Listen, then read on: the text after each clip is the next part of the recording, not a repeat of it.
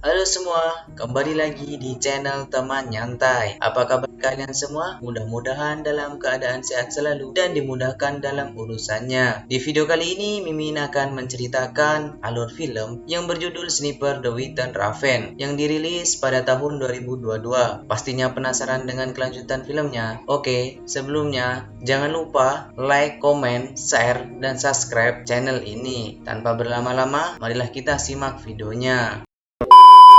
Di awal film diperlihatkan sebuah pondok milik pasangan suami istri yang bernama Revan dan juga Lisa. Diketahui mereka memilih untuk tinggal berdampingan dengan alam karena dilatar belakangi konflik perang Rusia dan Ukraina. Sedikit penjelasan, jika Revan dan juga Lisa adalah warga asli Ukraina. Revan sang suami bekerja sebagai seorang pengajar di sebuah sekolah, sedangkan Lisa adalah seorang seniman yang hobinya melukis hewan di alam liar. Di suatu pagi, Revan menjalani aktivitasnya dengan mengajar di sebuah sekolah. Sebelum masuk ke dalam kelas, Revan menyempatkan melihat berita televisi. Di sana, menayangkan kejadian di kota Kiev, Ukraina, di mana sebanyak 100 demonstran ditembak mati oleh pasukan Rusia. Singkat cerita, Revan memulai kelasnya hari ini dengan beberapa murid yang sedang ia ajar. Terusut, jika Revan ini adalah seorang cendekiawan yang sangat jenius. Bahkan, ia memiliki basic kemampuan berupa fisika, kimia, dan juga matematika. Sepulangnya mengajar, Revan dan istrinya didatangi oleh seorang reporter televisi lokal. Sang reporter sangat keheranan dengan jalan yang mereka ambil di mana rupanya kedua pasangan suami istri ini adalah orang yang sangat terpelajar. Bahkan, Revan sendiri menyabet 3 gelar master dari universitas tertinggi dengan kemampuan sebagai fisikawan, matematika, dan juga ilmu biologi.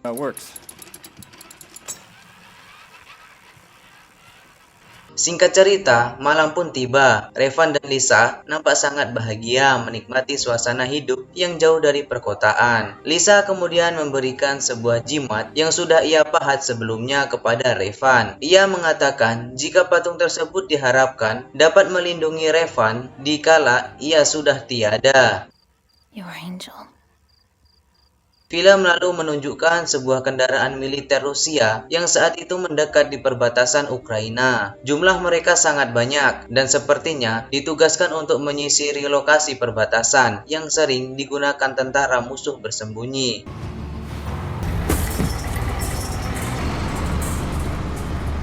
Hari pun berganti pagi. Revan berpamitan dengan Lisa untuk berangkat mengajar seperti biasanya. Namun, saat di perjalanan, Revan sedikit terkejut setelah melihat 2 orang tentara Rusia yang tak biasa di wilayah ini. Tentara tersebut terlihat memandang sinis, namun Revan terus mengayuh sepedanya. Di dalam rumah sendiri, Lisa tengah bersiap melakukan kegiatannya. Ia memoles wajahnya untuk menyamarkan agar hewan-hewan yang ia lukis di hutan tidak merasa curiga. Revan yang sampai di sekolah kembali menyaksikan berita di mana para tentara Rusia telah bergerak dan sampai di wilayah Crimea, tempatnya tinggal di sana. Melihat hal itu, seketika Revan langsung pulang mengayuh sepedanya kuat-kuat karena sangat khawatir dengan keselamatan sang istri. Sesampainya di rumah, benar saja, 2 tentara yang ditemuinya tadi sudah menyandra Lisa, dikarenakan curiga jika mereka merupakan seorang mata-mata. Revan sudah menjelaskan kepada 2 tentara tersebut jika mereka hanyalah warga sipil Ukraina yang memilih tinggal di hutan. Namun, tetap saja kedua tentara tersebut tak henti-hentinya memukuli Lisa dan juga Revan.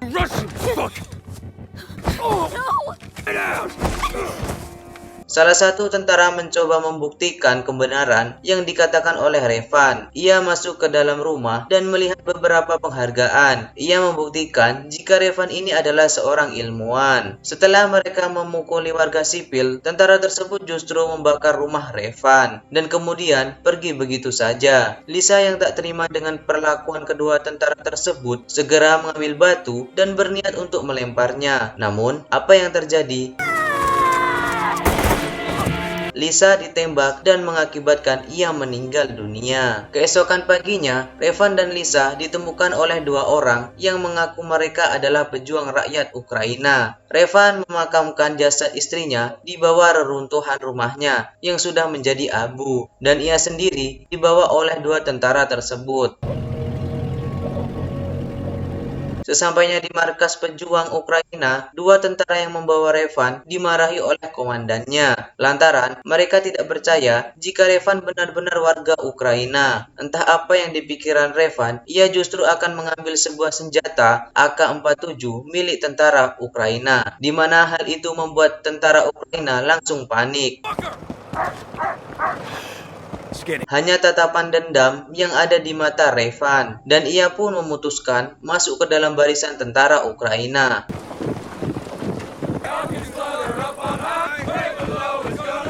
Selama di kamp militer, Revan yang hanya memiliki skill berhitung kerap diremehkan oleh pelatihnya. Apalagi, Revan sangat jarang bahkan tidak pernah berurusan dengan yang namanya senjata api. Namun, ketertinggalan ini segera dikejar oleh Revan. Ia terus berlatih dan tak ingin menyerah sampai di sini, karena tujuannya adalah membalaskan dendam kematian istrinya kepada tentara Rusia. Still bumbling around. Get it in, would you? Di situ, waktu Revan dan teman-temannya dikumpulkan oleh pelatih di sebuah ruangan. Di sana, pelatih mengatakan jika tentara Ukraina kekurangan prajurit sniper dan relawan akan memberikan pelatihan sniper bagi siapapun yang akan terpilih. Revan yang ikut mencalonkan diri langsung dipandang sebelah mata. Revan diremehkan karena ia saja tidak bisa merakit ulang senjata AK-47. Mendengar hal tersebut, Revan kemudian menantang pelatihnya jika ia sekarang mahir merakit senjata. Bahkan, ia akan melakukannya dalam kurun waktu kurang dari 20 menit. Begin!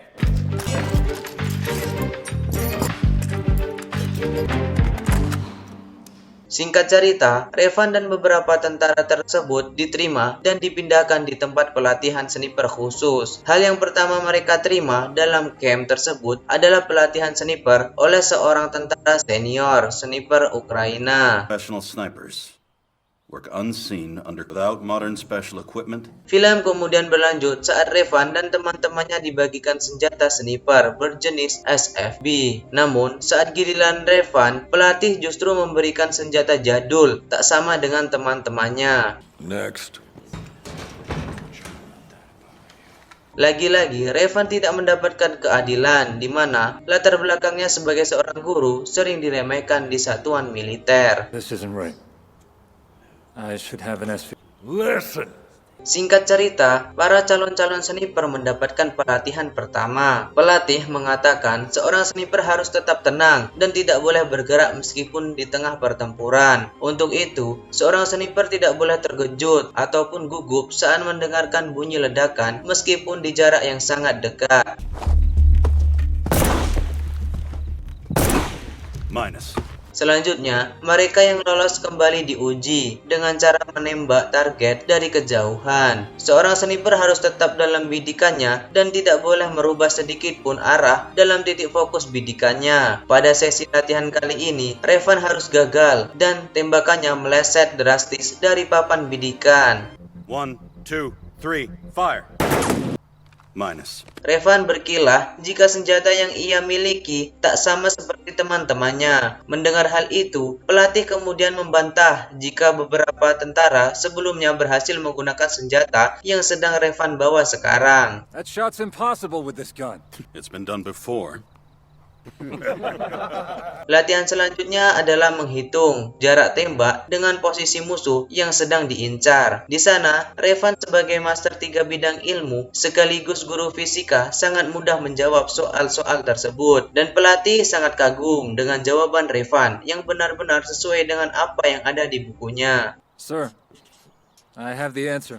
The Kamaz is 493 meters. That's right. Pelatihan selanjutnya adalah menembak di waktu malam hari. Sesi latihan ini adalah yang terakhir di mana nantinya yang akan menentukan seorang sniper akan ditugaskan. Dalam sesi tersebut, Revan dinyatakan gagal karena tembakannya meleset. Revan kemudian menjawab jika dirinya belum menembak. Alasannya, saat firegun tadi ditembakkan, seorang sniper masih mendapat bantuan cahaya dan ia pun kemudian membuktikan kepada pelatih jika dirinya mampu menembak target tepat sasaran. Raven, did you hear me? The exam isn't over. I didn't shoot. Keesokan harinya, Revan dan teman-temannya yang sudah berlatih dikumpulkan. Di antara mereka, terdapat Kim yang masuk ke dalam satuan 2, Dunai masuk ke dalam satuan 3, dan Revan sendiri yang masuk ke dalam satuan 1, atau pasukan utama sniper Ukraina. Film kemudian berlanjut saat kolonel dan kapten pasukan Ukraina tengah menyiapkan strategi menghadapi pasukan Rusia yang masuk ke dalam wilayah mereka. Pasukan sniper dan penyerbu dikerahkan lantaran senjata dan artileri mereka yang terbatas. Tugas mereka adalah merebut kamp pasukan Rusia yang berada di perbatasan yang nantinya akan dilewati oleh mobil pengantar, balistik, dan persenjataan untuk Ukraina. Saat hendak menyerang mereka, dikejutkan dengan datangnya sebuah mobil warga sipil. Terlihat kekejaman tentara Rusia, di mana warga sipil yang tak bersalah dihentikan dan dirampas barang bawaannya. Tim sniper kemudian memberikan aba-aba dan serangan yang tak diduga. Peperangan pun dimulai.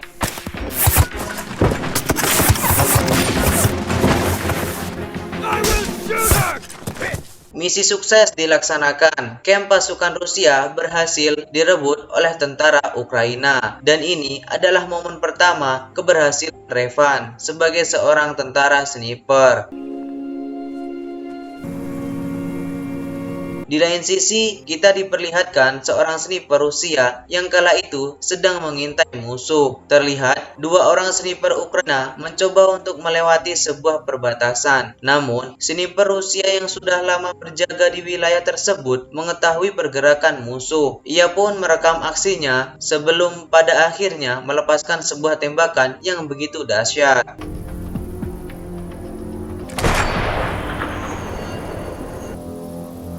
Kematian satu rekannya membuat pasukan sniper Ukraina termasuk Revan sangat terpukul. Tatapan matanya begitu menggelora karena rupanya sniper tersebut adalah Kim, sahabatnya sewaktu di kamp pelatihan. Kapten Grigori ditugaskan untuk menyiasati sniper musuh. Mereka harus menemukan sniper Rusia yang sudah membunuh Kim. Tugas ini semakin sulit, di mana senjata yang dibawa adalah senjata perapian. Bahkan kendaraan berlapis baja pun bisa ditembusnya. Understood. Plus. Revan dan pasukan penyerbu kembali ditugaskan untuk mencari sniper Rusia. Mereka berangkat di waktu petang agar musuh tidak dapat mengetahuinya. Setiba di lokasi terbunuhnya Kim, pasukan Rusia telah membagi tugas di antaranya adalah memasang sebuah bom di beberapa bagian yang sering dilewati tentara Rusia. Setelah lama menunggu, akhirnya Revan dan Kapten Grigori menemukan beberapa tentara Rusia yang sedang berpatroli. Revan sebagai sniper sudah membidik pemicu bom, di mana saat tentara Rusia telah masuk ke dalam perangkap, bom pun diledakkan.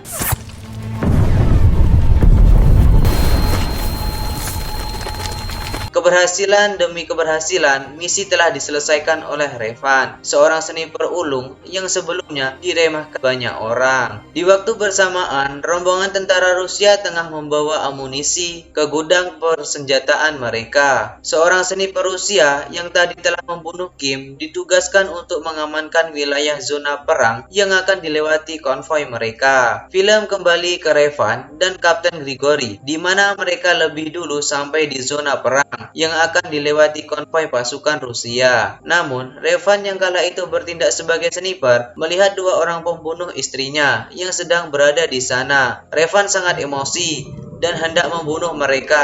Namun, Kapten Grigori mengingatkan jika tugas mereka bukan membunuh dua orang tersebut. Revan yang sudah kepalang emosi tak bisa lagi menahan dirinya. Ia pun melepaskan tembakan yang mengakibatkan posisi mereka diketahui musuh. Shot down.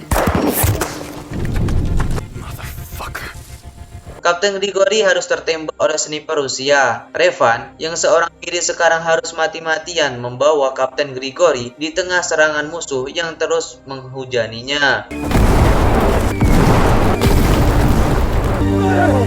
Beruntungnya, Revan masih selamat. Sang kolonel kemudian mengatakan kepada Revan jika dirinya akan membalaskan kematian kapten di misi berikutnya. Revan sangat menyesal karena sadar kematian pelatihnya tersebut adalah karena ulahnya. Andai saja ia menuruti perintahnya dan tidak terpancing emosinya, mungkin Kapten Grigori belum tewas dalam misi ini. Berlanjut di mana Revan kembali mendapatkan misi untuk merebut sebuah pembuangan sampah yang dimana menjadi tempat tentara Rusia untuk menyembunyikan senjata nuklir. Revan yang tak memiliki pengintai lagi dengan gagahnya menyelesaikan misi tersebut walaupun ia harus menghadapi 2 orang sniper Rusia.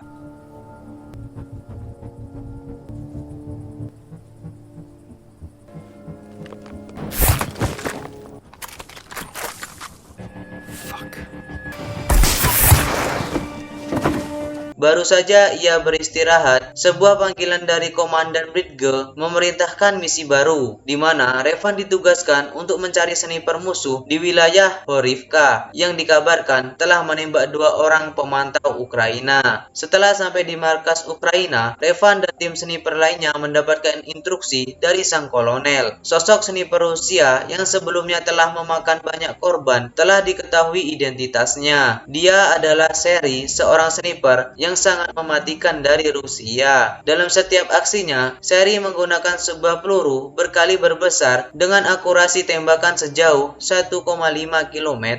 Bahkan dalam aksinya, ia telah menghabiskan 5 orang sniper termasuk Kapten Grigori. Tugas mereka adalah merebut bekas kilang minyak yang digunakan Rusia sebagai gudang senjata. Besar kemungkinan jika sniper Rusia termasuk Seri tengah berada di sana, dan kemudian setelah instruksi tersebut selesai, misi pun kemudian dijalankan. Revan ditugaskan memasuki kilang, sedangkan tim sniper bertugas untuk membackup serangan. Setelah lama merayap, Revan pun telah sampai di lokasi pertahanan Rusia. Ia mengendap-endap bagaikan hantu mematikan, bagaikan seekor hewan buas. Sekarang giliran pasukan sniper di mana mereka telah membidik masing-masing kepala targetnya. Dengan aba-aba dan tembakan senjata mesin, pasukan sniper Ukraina pun melesatkan tembakannya tanpa diketahui oleh Seri dan sniper Rusia yang berada di dalam gedung.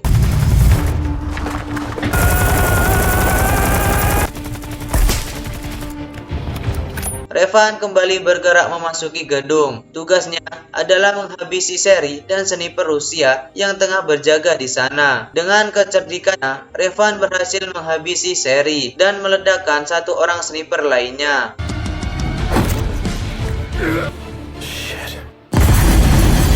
Pertempuran tak habis sampai di situ, di mana pasukan Rusia tiba-tiba datang ke wilayah tersebut. Revan kemudian membidik Kapten Rusia yang selanjutnya baku tembak pun terjadi.